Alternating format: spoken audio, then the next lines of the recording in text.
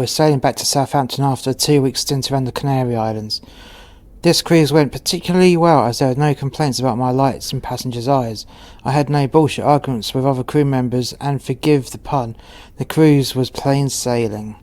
Just before we departed the Canaries, I had arranged for my heavily pregnant lover, Newport, to come and meet me in Southampton. I'd be home for good in 2 cruises' time, which was 3.5 weeks in real time. I was looking forward to seeing Newport and getting a long-awaited kiss from her, as well as feeling our baby kick whilst we were in a long embrace.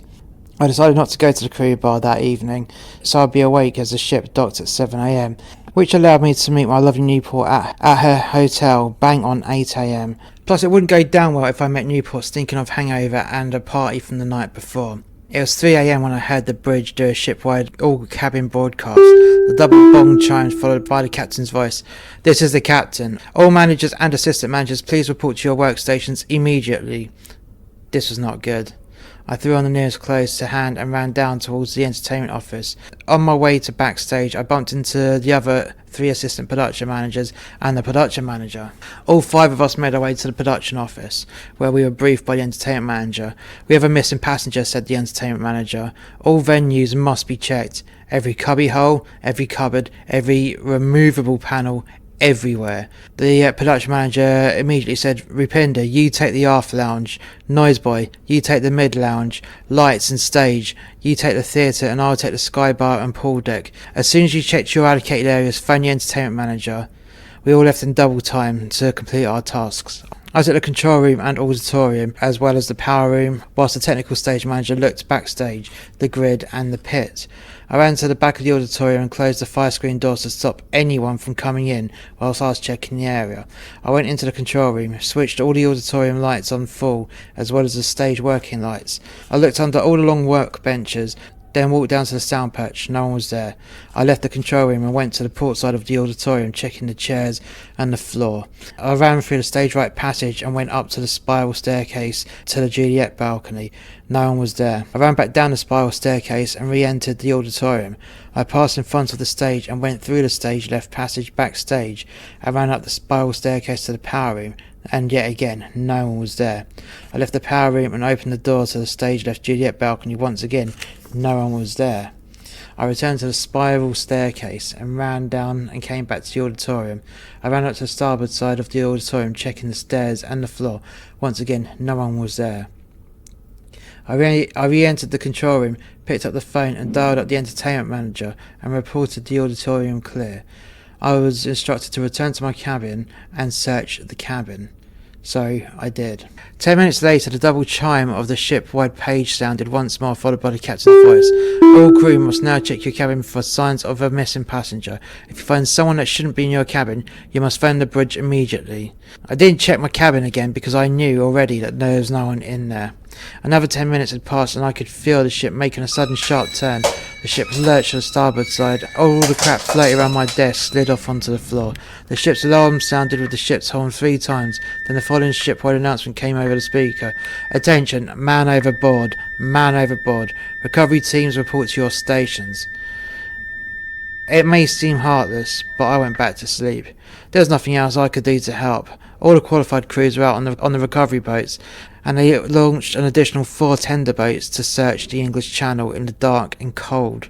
Once the ship had returned to the last known position of the missing passenger, the captain executed the ship's search pattern. The search pattern is a constant circle over 5 nautical miles. The ship would continue to do this until the Coast Guard, who was using the V as its base, orders us to cease our actions. I woke up, it was 6:30 a.m. I could feel the ship still moving, and I flicked on the window channel, and I could see us still at sea. I flicked over to the navigational channel, and it was offline. I guess the company didn't want us to know this information of where we were. I looked at my mobile phone and there was no signal. Normally I would be able to pick up the ship's satellite connection via the ship's communications array. I guess the company didn't want us phoning the various news agencies, giving a distorted bullshit version of events. This isn't to protect the company, it's more about the dignity and sensitivity to the missing passenger's family that was still on board. Without showering, I got dressed and ran up to deck 19 aft. This was the highest position on the ship you could go without going as high as the funnel. I pulled up my mobile phone and began to manually scan for a network. Whilst the phone was scanning, I looked at both the port and starboard sides to see if I could see land. Results. I could see us circling near Land's End. We were just out of range of both the UK and the French networks. I kept looking at my phone in vain for 20 minutes. Then I received 1 bar of signal. I started the phone's stopwatch and I kept an eye on the reception. The phone lost reception after 10 minutes as the ship continued its perpetual circling. I started my stopwatch on the phone again. My phone received reception again 40 minutes later. I dialed Newport and she answered. "Paul," she said, "I can't see the ship and port. Did you get the wrong day or something?" "No, baby," I replied. "Someone fell overboard in the early hours and was circling looking for this poor bastard." "Oh my God," she cried. "Do you reckon he's dead?" "It's more than likely, babes," I said. "He's been missing since 3 a.m. Listen, I've only got signal for 10 minutes before I'm out of range again. Then I have to wait another 40 minutes for another 10-minute window." "How come?" she said. "They've cut the communications away to stop passengers making shit up about this incident. Once the company has made a statement, they'll probably turn the communications back on." "Okay, I'll turn BBC News on," said Vicky. "I'll let you know when when the press release comes on." The phone began to crackle. I was starting to go out of range. "Babes, can you hear me?" I said. I heard some indistinguishable noise. It sounded like my phone was dropped in a bowl of soup. I hung up and looked at my reception. I had 1 bar flickering. I hammered out a text in double time. It read, "Going out of range, will call you in 40 minutes with an update." I dropped down to deck 15 and made a pit stop in the buffet. It was packed with passengers, though there was no queue to get in. I loaded my plate with a fuckload of full English, then found a table and sat down to tuck into my breakfast. And then some decrepit old hag came along and, without an invite or asking if it was okay, pulled out a chair and sat down. Now this was the attitude of the passengers that really, really fucked me off. "Can you tell me what's going on? I'm late and my pickup is waiting for me," she snapped. I looked at her and said with a mouthful of bacon, "Do you see a white uniform with 3 gold stripes? Bits of bacon and saliva sprayed everywhere. I wear black, and if I actually had a white uniform, I'd only have 1 gold stripe, which means I know as much as you do." She snapped back with, "I have to get off this ship. It's selfish that one person has ruined my holiday. They're making me miss my transfer home. At this rate, I'm going to miss Emmerdale Farm." I cut this old wench a filthy look, then leaned over, swallowed my mouthful of bacon, and then quietly said, "Not only have I got my heavily pregnant girlfriend waiting for me in Southampton, but we haven't even seen each other for the best part of a month. Do you see me bitching? But that's the least of our troubles. That poor bastard went overboard is probably dead. There is nearly no chance of survival for him. He would have frozen to death given the time of year being winter in our waters. And he has been in the water for the best part of 6 hours. Also, his entire family are on board this ship, so I seriously advise you keep your fucking nasty remarks about this incident to yourself. Imagine you went bitching to a group of people and it turned out to be the poor bastard's family. They'd probably throw your wretched old hag body overboard to join him." The old lizard looked shocked. "You can't say that to me," said the vile old reptile. "I've a mind to report you." I laughed out loud and uncontrollably. I unclipped my name badge and slid it across the table towards a narcissistic old bag. "Make sure you do, you fucking old bitch," I said in between laughter. I looked about and saw an audience gathering. "Make sure you tell them that I called you a horrible old cunt as well. Make sure you give them my name badge and tell the whole story. They may even give you some onboard credit for your next cruise, even though you're cursing the poor bastard that went overboard. I'll let you into a little secret. I leave in 3 weeks' time, and if you try to get me fired, then quite frankly, I don't give a flying fuck. In fact, you'll be doing me a favour so I can be with my pregnant missus earlier than planned. Now, if you don't fucking mind, I'd love to finish my breakfast without having to put up with your uninvited mug bitching about why we haven't docked." I dug my fork into a Cumberland sausage, picked it up and began to chew. The old hag looked flustered, got up and walked away, leaving my name tag on the table. There was an applause from the spectators that jeered the old witch as she left the buffet. I finished off my breakfast undisturbed, reattached my name badge and returned to deck 19. I pulled out my phone and surprise, there was no signal. I looked at the clock and I had a 10-minute wait till the ship was back in range for the phone network. A helicopter passed overhead and began to circle in synchronization with the ship. I looked around and could see the rescue boats and tenders conducting their search patterns. It was now very light and the sun was shining. This would now make the search easier, although there was a lot of sea to search. My phone started to beep with incoming messages. There were messages from Vicky, from my parents, and from various friends that were on leave. I guess the news has got out, but the communications array was still switched off. I didn't read any messages. I just dialed up my Newport, and she answered after only 2 rings. "Hiya, babes," I said. "There still isn't anything new to report. We're still conducting the search. Did you get any of my messages?" "Nah, babes," as they started to come in. "I dialed you up so I didn't waste the short window of signal." "How are you feeling?" I said. "I miss you, and so does our bump," Newport said. "I miss you and the bump too. Fingers crossed we get to dock soon. Though we are a couple of hours away from Southampton," I said. "But surely they would speed up the ship when you're allowed to leave." "That won't make too much difference, as the Solent has speed restrictions, as well as waiting for a port pilot to become available." "What's been said on the news?" "There's only been a 30-second bit about a man overboard with some stock footage of the ship," Newport said. "Yeah, I guess until they find a body or not, there isn't much they can say. I guess the lack of information is down to the array being switched off. How long do you think the Coast Guard will keep you there?" Newport said. "How long's a piece of string, babes?" "Have you had breakfast?" "No, baby," said Newport. "Go and get something to eat. I've got a feeling that today's going to be a long day." Both of us could hear the distortion of the line, and Newport said, "The signal's going, babes. I'll catch you later. Love you, babes." "Love you too, and I'll bump too," I said as I hung up the phone. I left Deck 19 and made my way to the entertainment office. That would be the best way to get some more information. As I walked down to the office, I set a 15-minute warning on my phone. This was to ensure that I wouldn't miss the next communications window. By the time I got to the entertainment office, there were a few ENTS officers, the entertainment manager and the production manager.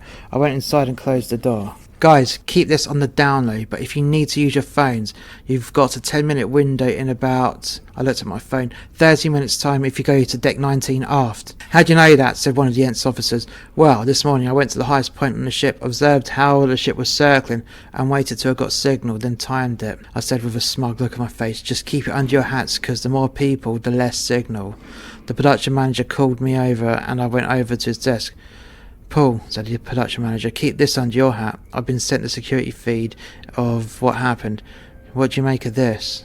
The production manager unlocked his computer and opened up his email. There's a link from the bridge that, once clicked, requested a password. The production manager keyed in his password, and the video began to play. It showed a man walking along the promenade deck, staggering along as though he was off his face. He made it to the space under the lifeboat 1 and climbed up and sat on the railings. He still had a drink in his hand, necked it and threw the glass overboard. The man lit a cigarette, smoked it a little bit, leaned over and dived into the sea, never to be seen again. "Holy fucking shit," I said. "Holy fucking shit indeed," said the production manager. "You understand that what you've seen isn't allowed to be talked about outside of this room." "So why the fuck did you show me?" I snapped back at him. "Because this shit creeps me out, and I had to see it because it will become the main focus point at the next health and safety meeting, where we have to talk about it and what could have been done to have prevented it." The production manager paused. I know you can cope with watching this, but I can't, and I need you to sit in the meeting in my place. The meeting has been brought forward to tomorrow morning. It's being held in the Peninsula room so they have access to the large screen. Housekeeping will set up the room, and you'll be sat close to the captain, as you'll be operating the AV as well as doing my duties with the meeting. "Okay, man, I'll be there." I paused and my alarm went off. "Dude, I've got to go so I don't miss my window of opportunity to talk to the missus. Any idea how the search is going?" "No, not yet. But if I find out, I'll page you," said the production manager. I left the production office and walked fast towards the aft end of the ship. I made my way up to the lift and pressed Deck 19. The doors closed and the lift went up. I came out of the lift and went to the outside section where I had been previously. I began to get warm with rage. I could feel my blood boiling. Had there been a mirror, I probably would have seen steam billowing out of my ears. The ENTS officer had invited the rest of their team, the dancers and everyone they passed on their way to my discovery. Pulled out my phone and there was 2 minutes left on the clock. I had Vicky's number ready to dial. I had to be quick about this. I did not want to let my lover down, and if I couldn't get through, I'd probably chew up the twats that let the cat out of the bag, then spit them out. My alarm went off and I dialed out. The phone connected and I spoke to Newport once more. As I was having my conversation, I saw a few of the mob getting frustrated with not being able to get through. One of which was an ENTS officer I told about the signal in the office. I was talking to Newport and I tapped him on the shoulder. He turned around and looked at me. I pointed at him and I eyeballed daggers at him whilst I finished off my conversation. I said goodbye to Newport, hung up, and put my phone in my pocket. Which you guys told every cunt about this, I spat. I threw you all a fucking bone, and I nearly didn't speak to my heavily pregnant missus, who travelled all the way from Newport and is waiting for me at the dock. Now who told every fucking cunt? I did, he said. I snapped back. And look where your mouth got you. Unable to make a call, you fucking muppet. The ship's intercom chimed and the captain made an announcement. Ladies and gentlemen, thank you for your patience. I have now been instructed by the Coast Guard to return to Southampton. We'll be docking within the next 3 hours. Once again, we apologise for the inconvenience and thank you for your understanding. The intercom went silent. I looked at the entertainment officer and shook my head at him as I left the open deck. By the time I returned to my cabin, the ship's communications array was switched back on, and I was able to text Newport that we were on our way back.